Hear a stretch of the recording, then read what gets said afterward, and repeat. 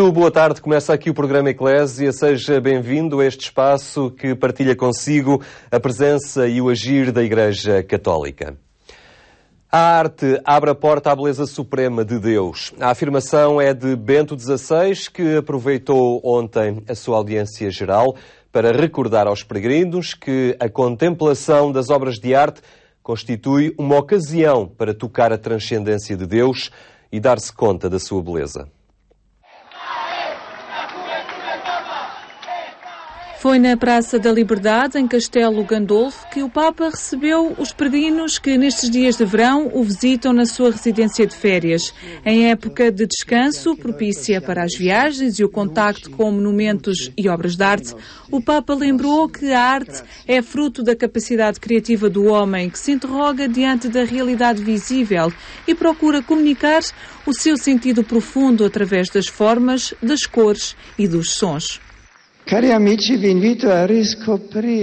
Convido-vos a redescobrir a importância desta via para a oração e para a nossa relação viva com Deus. As cidades e os países em todo o mundo preservam tesouros artísticos que exprimem a fé e nos desafiam à relação com Deus. A visita a locais de arte, então, não é apenas uma ocasião para o enriquecimento cultural, mas pode ser, especialmente, um momento de graça, um incentivo para fortalecer a nossa relação e o nosso diálogo com o Senhor.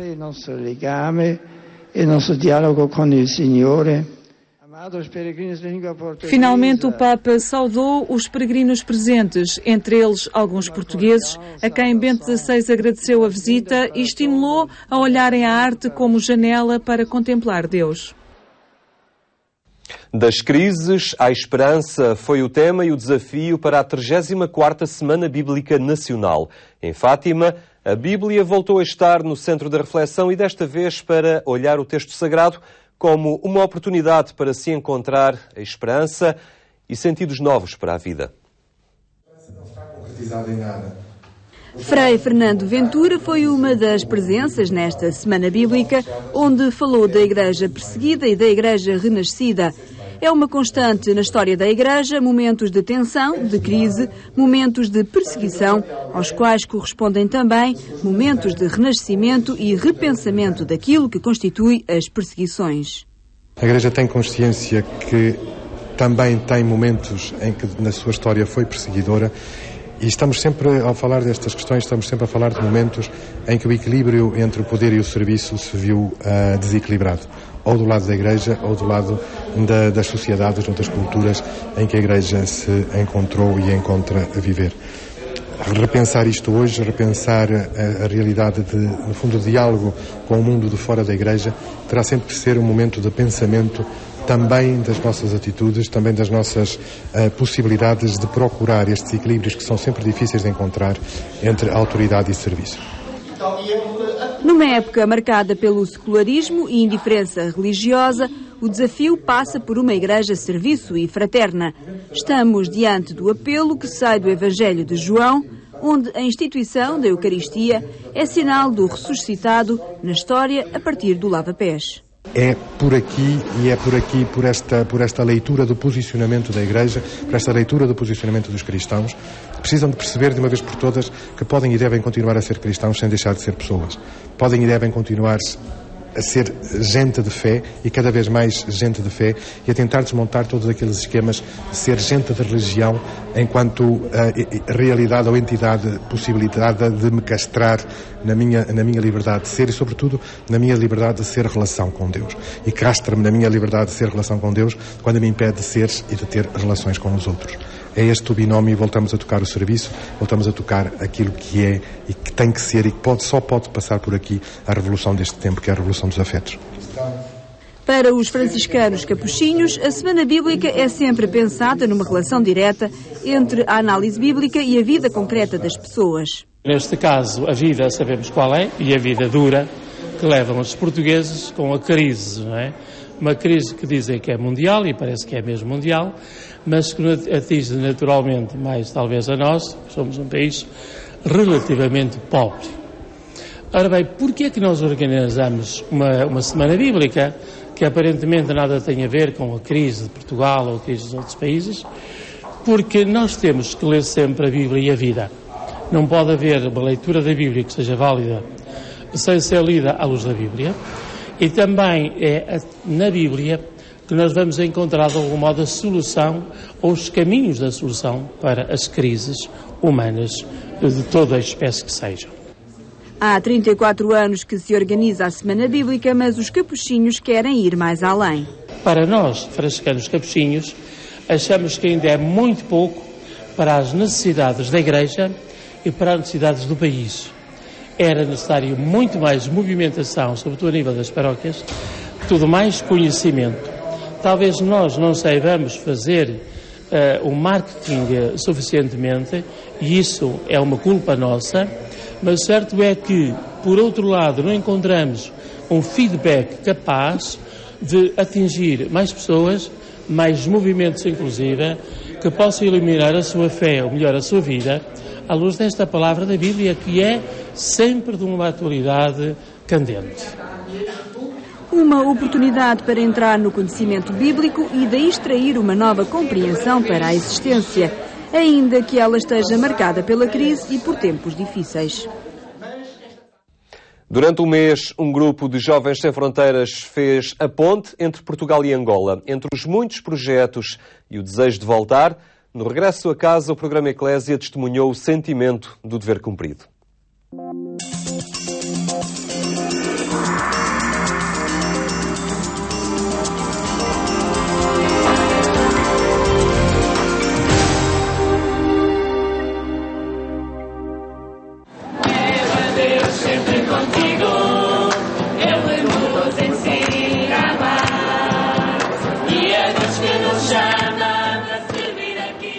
No regresso a casa, estes jovens entoavam o lema que os tinha levado durante o mês em missão a Calandula, uma vila na província de Malange, em Angola.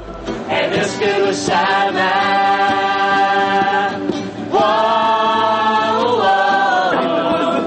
Ventos de amor, coração na missão.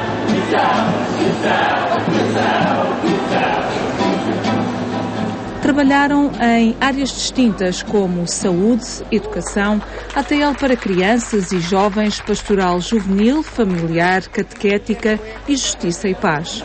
Uma das coisas que eu temia nesta experiência, ao chegar assim ao fim do mês, um bocadinho do cansaço, vivemos uns com os outros, né, em comunidade, mas o ambiente, o contexto que nos rodeava, o grupo era excepcional, não senti minimamente esse cansaço, antes pelo contrário. Até ao chegarmos a Luanda, quisemos ficar todos juntos, mesmo em piores condições, na mesma casa.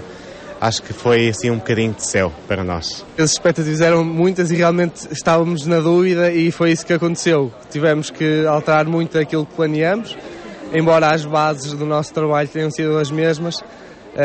Foi um constante mudar de planos, diariamente à noite reuniões para acertar formações, para irmos ao encontro daquilo que realmente encontramos. Mas foi muito gratificante, e acho que essa mesma adaptação acabou por nos dar outra motivação para enfrentarmos o mês com mais alegria, com mais vontade de realmente fazer algo que conte naquela terra. As malas à chegada do aeroporto de Lisboa não representavam o que cada um trazia consigo. Trago o coração cheio. Eu não posso fazer comparações às pontes anteriores, mas de facto foi como se fosse o primeiro projeto. Porquê? Foi uma partilha tão grande, correu tudo tão bem, aquém das expectativas. Por isso é que digo que foi como se fosse o primeiro projeto. É um projeto que vai me marcar para sempre, que é um projeto bastante diferente, são culturas diferentes que realmente marcam uma pessoa. Tiveste pena de deixar aquele povo? Muita mesmo. Sentes que podias continuar a fazer mais e melhor? Fiz lá grande, ficou muito cá dentro. Fiz lá grandes amigos, entre aspas, né, que vão ficar sempre. No final, o sentimento de dever cumprido.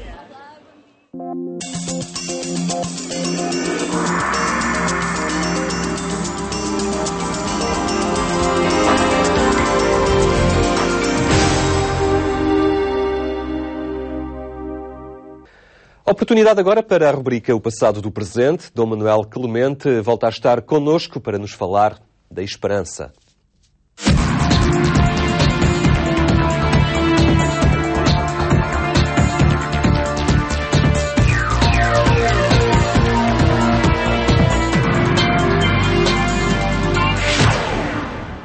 Ao longo da história, a esperança transpareceu em muitos exemplos, em muitos testemunhos de cristãos, como uma determinação dessa realização da experiência cristã. Isso mesmo nos tem apresentado o Manuel Clemente. De cumprimento, muito boa tarde. Boa tarde, Paulo. Obrigado por estar uma vez mais connosco. Decorre, de facto, do ser-se cristão, ser-se pessoa de esperança. Necessariamente. O cristianismo, todo ele nasce desta esperança da humanidade finalmente conseguida em Cristo e na ressurreição de Cristo. Ou seja, quando ela é vivida tão divinamente, tão intensamente como aconteceu em Jesus de Nazaré, a realidade humana é uma realidade verdadeira, portanto, uma realidade que permanece, uma realidade que a própria morte não ofusca, não é? Com sentido, não é? Com sentido, exatamente. Com sentido e com sentida. Isto é, nós aceitamos esta esperança, aceitamos-la para nós e depois tornamos-nos testemunho dela.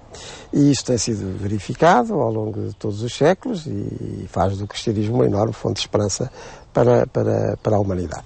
Eu escolhi para este programa, para este nosso penúltimo programa da série, um trecho de um dos últimos grandes documentos que o Papa João Paulo II assinou. Houve um sino dos bispos sobre a Europa, aliás, no final do seu pontificado realizaram-se sucessivos sinos dos bispos relativos aos diversos continentes, e houve um sobre a Europa, sobre o continente europeu, no princípio deste milénio em que já estamos, e em que a situação europeia foi analisada por, enfim, bispos de diversas proveniências, cada um deles trazendo a sua achega, trazendo a sua perspectiva, concretamente ligada a onde estava e às vicissitudes dos territórios onde exercia o seu ministério. Portanto, deu um conjunto, deu uma visão globalizada do que era a Europa no princípio do milénio e da relação que o cristianismo necessariamente teria de ter, porque é uma realidade encarnada, o cristianismo, com a Europa da altura, portanto, daqui a alguns anos. Desse sino, depois saiu uma exortação apostólica pós-sinodal, assinada pelo Papa João Paulo II, como digo, foi dos últimos grandes documentos do seu ministério papal. E é muito interessante que essa exortação apostólica, que se chama Ecclesia in Europa, a Igreja na Europa, o que quer é apresentar Jesus Cristo como fonte de esperança para a Europa. É precisamente a nossa temática. E por isso eu também selecionei este texto, além da homenagem que quero fazer a esse grande Papa, que é o já beatificado João Paulo II. E é desse documento, da Eclésia na Europa, a exortação apostólica, que é de 2003, portanto, nem sequer há tantos anos, que eu peço ao Paulo para ler um trecho. Escreve assim no número 109.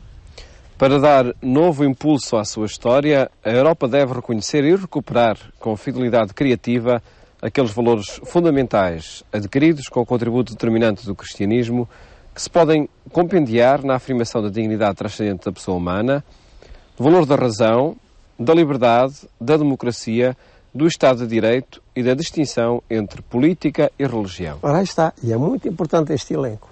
É muito importante este elenco.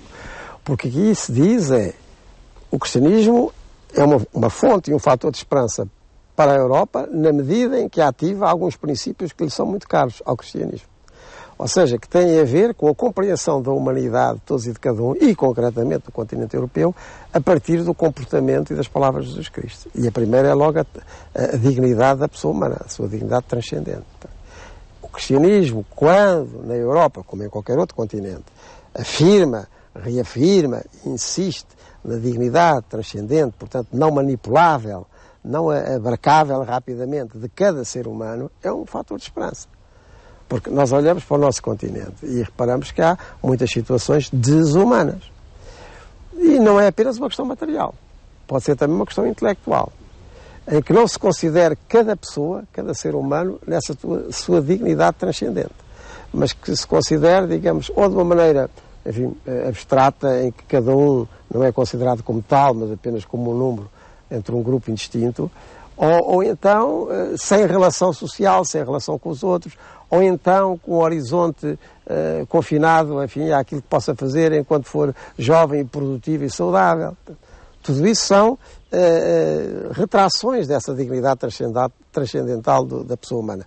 Quando o cristianismo afirma na Europa, como noutros continentes, que cada ser humano tem essa irredutível dignidade, é um fator de esperança. Eu nem quero pensar, né? Apesar de todas as calamidades e negações que essa dignidade da pessoa humana sofreu, mesmo no continente europeu, lembramos no século XX, as atrocidades de todo o tipo, e não é só o que acontecia nos gulags soviéticos ou nos campos de concentração nazis, depois outras realidades mais regionais e até mais próximas, e algumas muito próximas, o que aconteceu nos Balcãs ainda há 10, 15 anos, extermínios, etc. Quando nós lembramos estas calamidades todas, eu nem quero pensar o que não teria sido se, apesar de tudo, quer aí, quer noutras partes, houvesse gente, direta ou indiretamente tocada pelo cristianismo, a defender a dignidade da pessoa humana. Então, se não houvesse nenhuma espécie de limitação moral nem intelectual, eu nem quero imaginar o que seria, não é? Não estou a dizer que o cristianismo tem um monopólio exclusivo da afirmação da dignidade da pessoa humana. Agora, baseando-se ele no exemplo de Jesus Cristo, dá uma enormíssima motivação nesse sentido, e deu, realmente, a muitos campeões da dignidade da pessoa humana e da sua transcendência. Mas os outros elementos que aí dizem, por exemplo, a separação, a distinção entre o político e o religioso é muito importante, não é? Porque, enfim, há algumas afirmações de tipo religioso ou de tipo ideológico que não fazem essa distinção. O indivíduo é completamente apagado dentro da máquina estatal, ideologicamente, ou até, entre aspas, religiosamente definida. Não, o cristianismo, com aquela afirmação central de Jesus Cristo, de dar a César o que é de César e a Deus o que é de Deus, distingue os campos. Isto está na raiz de muita esperança, no sentido da liberdade e da democracia, no continente europeu.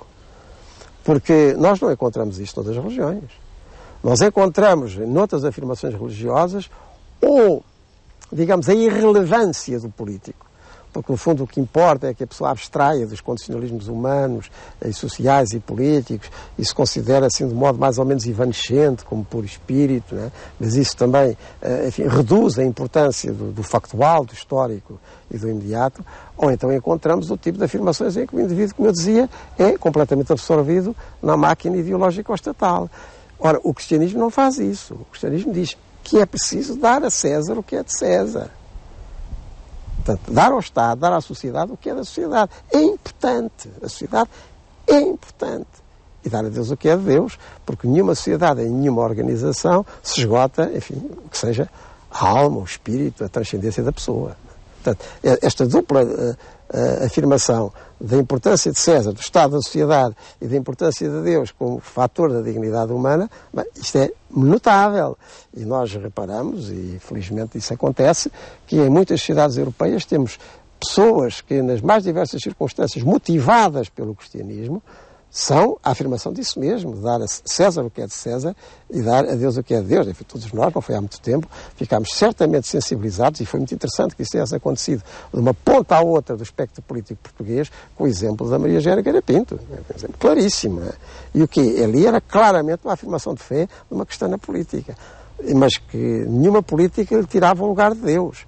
E o próprio Deus também não lhe tirava qualquer espécie de responsabilidade política social e de risco. Mas reparemos isto em relação a várias figuras que, aliás, têm sido notadas de cristãos na política. Nomes como Hernani Lopes, como Maria Lourdes Pintacil, como Lindamar da Costa, como António Sousa Franco. São exemplos claros de como o cristianismo é um fator de esperança. Porque são pessoas que têm a sua convicção e têm a sua afirmação religiosa e têm, digamos, a sua alma em Deus, mas têm os pés bem assentos na terra para dar a César o que é de César. Portanto, e é um fator de esperança muito grande.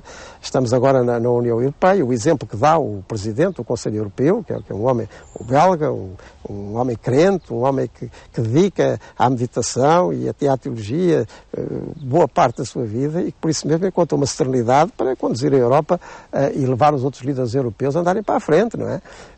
Os pais da Europa, o Schuman, que até tem o seu processo de canonização em curso, não é? O De Gasperi, o Adenauer, quer dizer, eram homens profundamente crentes, mas que por isso mesmo de serem cristãos, davam à sociedade civil um esforço continuado, persistente e esperançoso no seu melhor sentido. Portanto, há aqui um fator enorme de esperança que o cristianismo é, não teórica, mas praticamente, existencialmente, para a Europa contemporânea. Como uma proposta, como um contributo a par de outros, ou como aquela solução que porventura poderíamos encarar como a melhor? Eu julgo que na pessoa de Jesus Cristo, em que se concentra o cristianismo, nós temos uma solução real, verdadeira, concreta, não é? E tem essa grande vantagem, chamemos-lhe assim. Ou seja, porque não é uma ideologia, não é uma afirmação teórica, é uma vida vivida. E o que se tem verificado ao longo de 2000 anos, das diversas circunstâncias, algumas temos analisado aqui, é que há homens e mulheres que sucessivamente, no Espírito de Jesus Cristo, continuam a dar essa resposta. Portanto, é uma resposta factual. E, nesse sentido, é o melhor esteio da esperança. E, de facto, ela foi-se concretizando ao longo de muitos momentos da história, como temos apresentado aqui neste programa, nesta rubrica Passado e Presente, é que voltaremos de hoje a 8 dias, sempre na companhia de Dom Manuel Clemente.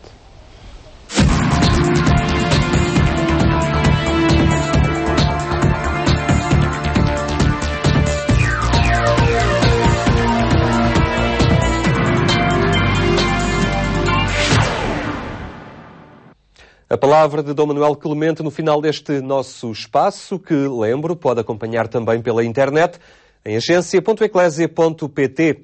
Esse é o endereço que lhe dá também acesso a toda a atualidade informativa.